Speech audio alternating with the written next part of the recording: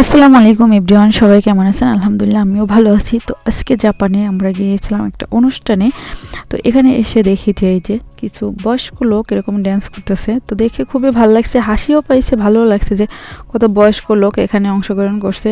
এখানে এরা কোন দেশীয় জানি না, হয়তো বা জাপানিও হতে পারে, কিন্তু দেখেন কত বয়স্ক বয়স্ক মানুষ এখানে ড্যান্স করতেছে। আর কিন্তু ওদের স্টেপ ছিল একটা বা দুইটা। তো এদের যখন মিউজিক শেষ হয়েছে, তাদের নাচ ওইখানেই শেষ হয়েছে। তারা মিউজিক শেষ করার আগ পর্যন্ত বুঝতে পারিনি যে তাদের ড্যান্স কিন্তু এখন শেষ হয়ে যাবে। যাই হোক, ভালো লাগছে যে সবাই বয়স্ক মানুষগুলো অংশগ্রহণ করছে। তারপরে আসলে নেপালি দুইজন মেয়ে, এই যে ওদের নাচটা কিন্তু অনেক ভালো লাগছে। ওরা দুইজন একসাথে নাচছে, আর ওদের ড্রেসের কালারটা একটু ভিন্ন রকম ছিল, কিন্তু ডিজাইন একই রকম ছিল। তো ওদের নাচ শেষ হওয়ার পরে আমাদের কিছু সময় বাইরে যাওয়ার জন্য দিয়েছে। তো বাইরে এসে দেখলাম যে এরকম অনেক আয়োজন করছে জাপানিজরা, যে এরকম শিখাবে, তোমরা চাইলেই করতে পারো, অংশগ্রহণ করতে পারো। তো আমার এক কলিগ বসে পড়ছে, তো আমিও বসছিলাম। তো ভিডিওটা আসে নাই, আমি ওটা বানাইছি।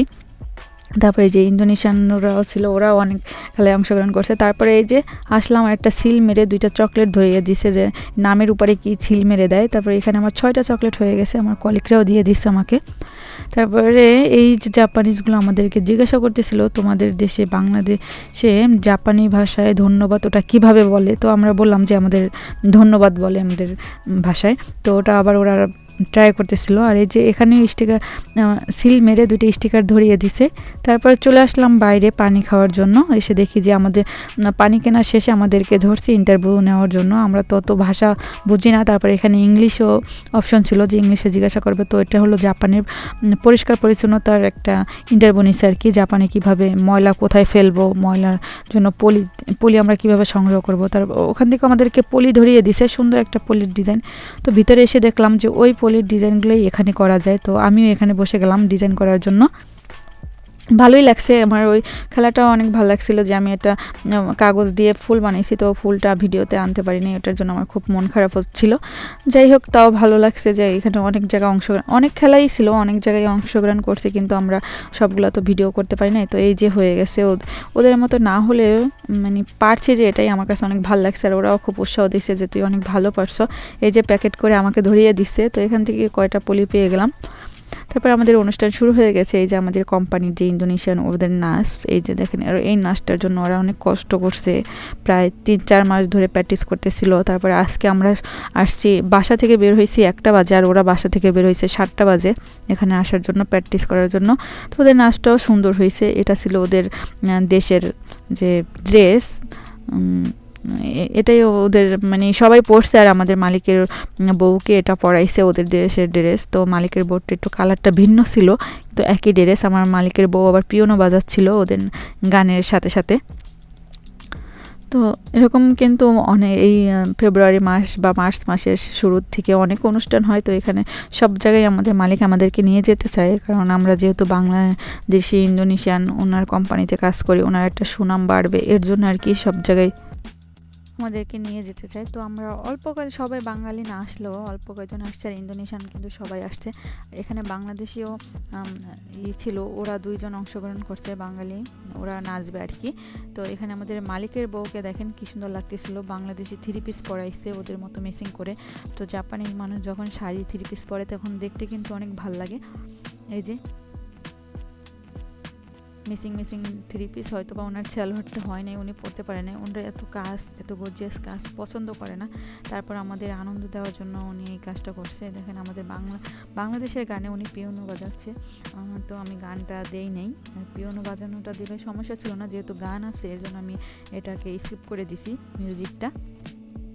আর ওদের কিন্তু নাচটা অনেক সুন্দর হয়েছিল যেহেতু, আর আমাদের খুব ভালো লাগছে যে বাংলাদেশি গান নাচ এখানে হইতাছে। তারপরে চলে আসলো জাপানিজরা, ওরা নাচছে, ওদের নাচটা খুব অদ্ভুত ছিল। তাও ওদের নাচে ওরা বলতেছে যে এখানে যত মানুষ আছে সবাই নাচতে হবে। তো এই যে প্র্যাকটিস করাচ্ছিল আমাদেরকে, তো একবার প্র্যাকটিস করে আমরা এবার স্টেজে চলে যাব। তো আমি একজনকে ভিডিওটা করতে দিয়েছি, সবাই এখানে নাচ করছে, হয়তো কিছু নিচে ছিল আর আমরা ওপরে উঠছিলাম। যে কেমন না, 4টা থেকে 5টা স্টেপ ওদের, এইগুলাই আমাদের ফলো করতে হয়েছে আর কি। কি অদ্ভুত নাচ, শুধু মিউজিকের তালে তালে। দেখেন কত বয়স্ক মানুষ, ওনরা কিন্তু নাচছে এখানে। জানি না ওনারা এখানে কি। তারপর যাই হোক আনন্দ হয়েছে, অনেক মজা করছি, এটাই ভাল লাগছে যে এই বয়সে এখানে এসে এরকম নাচবো কোনো প্রিপারেশন ছাড়াই।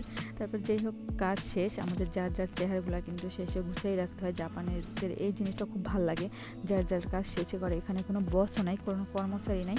এই যে আমরা যে বসছি চেয়ারগুলো, তো ওইগুলো কিন্তু আমরা গুছিয়ে রেখে দিচ্ছি। জাপানিজরা সবাই এই সেম কাজটাই করে, তারপর ওদের দেখা দেখে আমরাও করে নিলাম, আমরাও গুছিয়ে রাখলাম। তারপরে বাইরে চলে আসলাম, বাইরের আবহাওয়াটা এত ভালো লাগতেছিল, তো এখানে আমরা ছবি তুলছি। তো সবাই বিদায়ের বেলা যার যার মতো করে শেষে চলে যাবে। তো আমাদের বাঙালিরা আমরা আমাদের মালিকে নিয়ে যাবে, আর যে ইন্দোনেশিয়ানরা আসছে ওদেরকে নিয়ে আমাদের মালিকের বউ চলে যাবে। তো আমাদের আবার বাঙালিরা আমরা একটু সুপায় যাব, আর ইন্দোনেশিয়ানরা যাবে না, ওরা অনেক টায়ার্ড। তো ওরা বলে দিছে যে ওদের কী কী লাগবে, মানে মার্কেটে যাব বাজার করতে। তো আমরা এই যে বাজারের উদ্দেশ্যে রওনা দিছি, আর আমার ওরকম কোনো এনার্জিও ছিল না বাজারে ভিডিও করার জন্য, এর জন্য আর বাজারের ভিডিওগুলো করি নাই। এই দেখেন এই নদীটার ভিতরে কিন্তু খুব মাছ লাফাচ্ছিল, দেখা যায় না অত মানে আমরা গাড়িতে বসে দেখছি সাদা সাদা মাছগুলো লাফাচ্ছিল, আর দেখে কিন্তু খুব ভালো লাগতেছিল। বাংলাদেশ হলে এই মাছগুলো কোথায় উদা হয়ে যেত, জাপানিজরা কিন্তু এগুলো ধরবে না। তারপর যেই হোক কেনাকাটা শেষ, বাসায় চলে আসলাম, ভিডিও আর করতে পারি নাই। এই যে রমজানের বাজার টুকিটাকি আমি আসে তারপরেও করে নিয়ে আসলাম। তেল এই যে ওস্ট নিয়ে আসছি রমজানের পরে খাওয়ার জন্য, যেহেতু নিচে অনেক দূর, এখানে কিন্তু নেয় না হালাল ফুড না। আমরা দমকি একটা গিয়েনো সুপ আছে, ওখানে হালাল সব কিছু হালাল পাওয়া যায়, কিছু কিছু জিনিস আর কি। তো ওখান থেকে হালাল দেখে আনতে হয়। এই যে ডাবের পানিটা, এটা আমার অনেক পছন্দ, এটাও হালাল ছিল। তো ওটা 2টা বাদামের পানি, এটাও হালাল ছিল, এটা নিয়ে আসছি। প্রয়োজনীয় জিনিস কিছু কিনবো না বলে গেছি, তাও আমার 5,000 টাকার বাজার হয়ে গেছে। এই যে ওস্টের প্যাকেট আরও একটা ছিল, তারপরে আপেল সস্তায় পেয়েছি, তার জন্য নিয়ে আসছি ওখান থেকে গিয়েনো সুপা থেকে। আর হলো কফি, রমজানের পরে যে কফি লাগবে, প্রতিদিন আমি ব্ল্যাক কফি খাই, তো কফি আছে। তারপর আমি একটা এক্সট্রা এনে রাখছি, তো সবসময় ওখানে নেয় না। এটা ছিল বরবটি, ফ্রিজের বরবটি, রান্না করলে কিন্তু একদম বাংলাদেশের মতো লাগে। আর এটা ছিল ফুল কফি ফ্রিজের, আর এটা হলো কুচানো ভেন্ডি, এটা আমার অনেক পছন্দ। তো আজকের বাজার এই পর্যন্তই, এগুলোই আজকে কিনে আনলাম। তারপরে আমার কথায় ভুল হয়ে থাকলে অবশ্যই আমার কথায় ভুল আছে, সবাই ক্ষমার দৃষ্টিতে দেখবেন। সবাই ভালো থাকবেন, সুস্থ থাকবেন, আল্লাহ হাফেজ।